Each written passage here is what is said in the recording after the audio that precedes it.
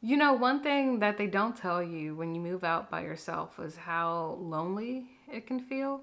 Of course, once you're done with all the chaos of moving and everything's finally unpacked, even though there's one or two boxes that will remain packed until I move to the next place, you find that things are quiet. And then you ask yourself, now what? What do I do with all this time away from my routine that I built, my normal that I established? How do I get comfortable with this new normal? And sometimes it's not as optimistic either. Sometimes when we feel this uncomfortableness of being alone, really, do we substitute the loneliness with doom scrolling? Do we pick up another hobby? Do we find the drama? Do we substitute with friends and overfill our time with friends and family to distract ourselves from just coming face to face with ourselves? Me personally, after moving into this new space, this is probably the second or third week, and I'm having that feeling not of loneliness, but like, okay, now what? This is different from the routine that I established. Like, what do I do? And even hanging out with friends or going to the gym, that routine has stopped. And not that I can't pick it back up, but it's like, hold on. It's quiet, it's silent. What's something that I want to do now that I have the chance to? What is a routine that I want to implement now that I have the pre-start to do so, the pre-planning to do so? And for me personally, somebody who loves content creation, and not just when I'm doing it, but watching other people's work and watching other people's like art and self-expression of their journey and their life of what they're going through, I'm not gonna lie, I started to feel a little bit of guilt for not being as, I don't want to say consistent, but present enough to continue sharing my story. I think it's so easy to get caught up in your own life and responsibilities and all the things you have to do for yourself and for other people that you kind of, in a way, you forget about yourself. I forgot about the thing that I love doing. And where, as I was watching the people that inspire me and just like people who are entertaining to me, it's like, man, like I want to give somebody else the feeling that these people give me. Why aren't I doing that?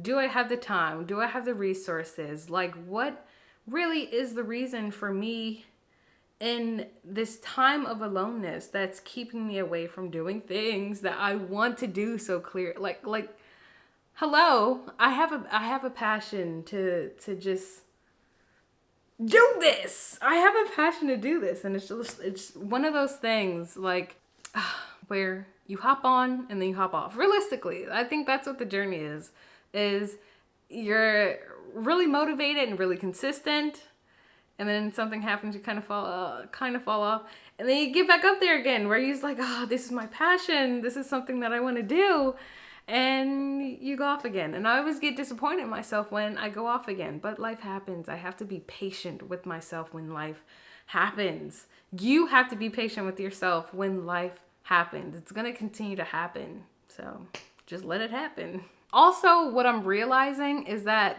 this is a moment I prayed for, actually, genuinely. Like, when I was hanging out with my friends and I was distracting myself with doing other things, like hanging out and just like being away from what I really wanted to do, I wasn't happy. I wasn't happy. I felt like there was always something that needed to be done, but I wasn't doing it. It's like time is ticking and you could be doing this, but you're not. And to keep this from rambling, to make this more relatable, also, I feel like people in my generation tend to substitute the feeling of loneliness with doom scrolling and drama and just things that don't serve them, something to keep them literally distracted from coming face to face with themselves, to coming face to face with myself. It's unknown and it's scary, and nobody likes thinking about or even coming face to face with the unknown. So what do? You distract yourself. Sometimes people don't even have the answers of what they actually want to do or even where to start. There's a word for this. Hello, it's procrastination. Stop procrastinating.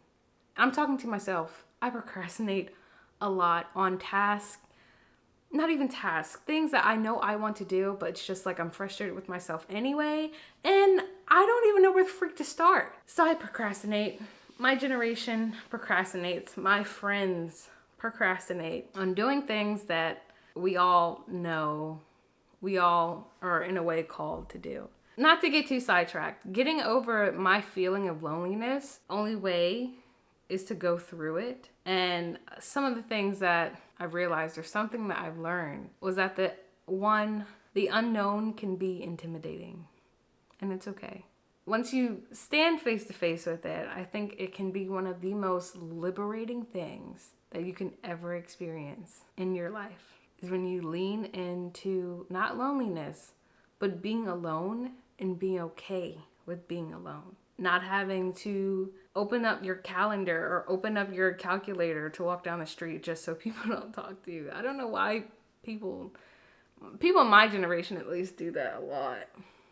As if like high will like peel your skin back. I don't know. Maybe I'm sounding like an old head. I probably am an old head too to some of you guys, but dedicating time to be alone and learning and adjusting to not fear being alone is a superpower in itself. I think it's a form of self-care in its purest form when you're in a mental state to just like sit with yourself. You expect other people to be able to sit with you and tolerate you, but you won't even do it yourself. Ooh. Oh. I feel like the mic dropped with that one. Sorry, maybe I'm too proud of myself. I'll calm down. I'll calm down here. It's important to know that self-care isn't always fancy. Sometimes it looks like going to the park alone. Sometimes it looks like cooking or cleaning your space, especially cooking. I think as I get older, I'm starting to appreciate the craftsmanship in cooking.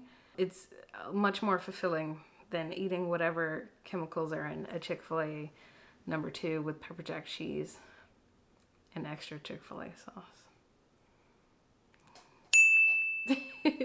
But sometimes self-care, true self-care, also looks like reading a book and sitting in silence and being okay and comfortable with silence. I think as a generation, we become desensitized to chaos, where it's just expected now and it's almost white noise to us. Silence is louder than that, and it scares us. It scares me sometimes. And I'm just being honest. I know that somebody out there is relating to this. I know you're probably relating to this right now, but it's true. Like, we're one of the most connected generations, but yet the loneliest because of trust issues and things that have happened and all this other stuff. Bottom line is, stop running away from you. Stop running away from being alone. Find yourself in it. And pick up a hobby. Get a freaking hobby. I actually have a video that I'll put right here. Right here. I'll put it right here. I have a video that you should watch on finding a hobby. I found mine. I love content creation. This is my bread and butter. This is how this is an outlet for me, honestly. And even with the lower viewership, I wouldn't even call myself a small content creator yet.